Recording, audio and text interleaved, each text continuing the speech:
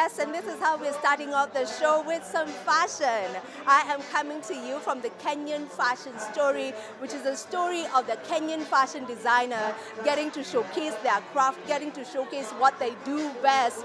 And it is happening right here at the Barrels and Stools. We were here for the previous edition, and I just cannot wait to see what they have in store for us this time round. I'm sure you're also curious, so let's get into it.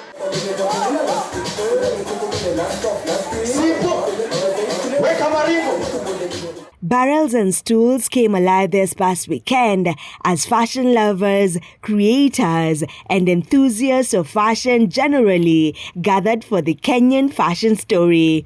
A one-of-a-kind fashion showcase celebrating Kenya's creative spirit.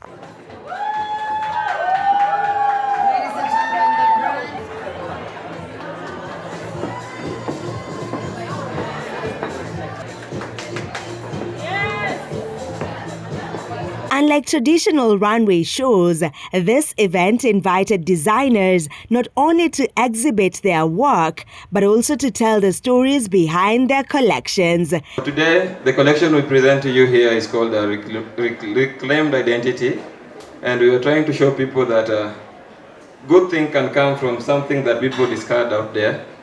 For example, what you see, if I may talk about this piece. We call it octagon. These were waist, kitenge waist. These were also pants that were toned. Most of them were eaten like, I don't know, mouse or something. And we took them, ripped them off, thought of a design, and now we can sell them as a new product of value. Saving the environment, building a brand like this, and inspiring the youth that this thing can also bring money to our life. Guests were treated to a uniquely intimate runway experience where each collection unfolded like a chapter in a living storybook.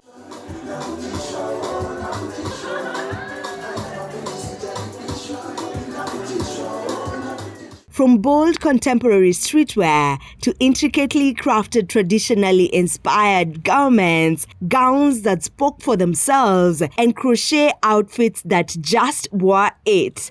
Each designer shared the narrative that shaped their creative journey. So Rikoyan Designs, it's a luxury fashion brand that celebrates individuality through handcrafted fashion. We blend traditional artistry with modern style, improving every design with beads and sequins. Each design is crafted with passion, precision, and a deep respect of creativity. The audience watched as models walked the runway not just wearing outfits, but carrying stories, tales of heritage reimagined, dreams materialized, and Kenyan creativity proudly stitched into each seam.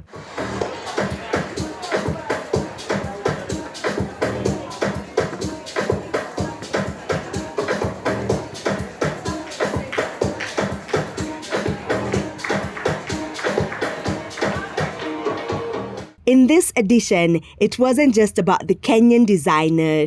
Ingrid Owor, who is the curator of the fashion event, also brought in designers from our neighboring countries, including Uganda and Rwanda. My name is Jean de Dieu Munyengango. So, I am from Rwanda. I'm a fashion designer. This is the collection of 2025. I'm showcasing here in Nairobi. December, we are going to showcase it in Kigali, Rwanda. This is made in Kenya. We are trying to expose our culture, to connect our cultures. As African people, we love each other, and I appreciate you. By the end of the night, the Kenyan fashion story had not only spotlighted incredible local talent, but had also strengthened the bond between designers and audiences, reminding everyone that behind every garment is a narrative waiting to be heard.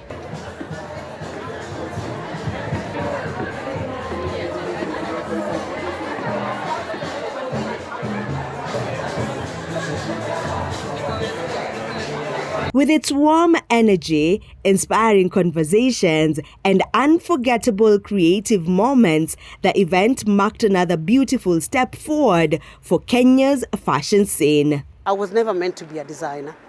I was only meant to be a model coach and someone who elevates people in the industry. So through my fashion show production, I'm elevating the youth and I'm elevating creatives. So Nilotica was just an idea, like after you've been around so many designers, watched so many designs, and then you're like, you know what? Let me also give it a shot, but also through my genetic background. Not everyone understands art, and if you tell someone or you try explaining to them, they'll easily understand it and get more familiar to it than just showcasing something.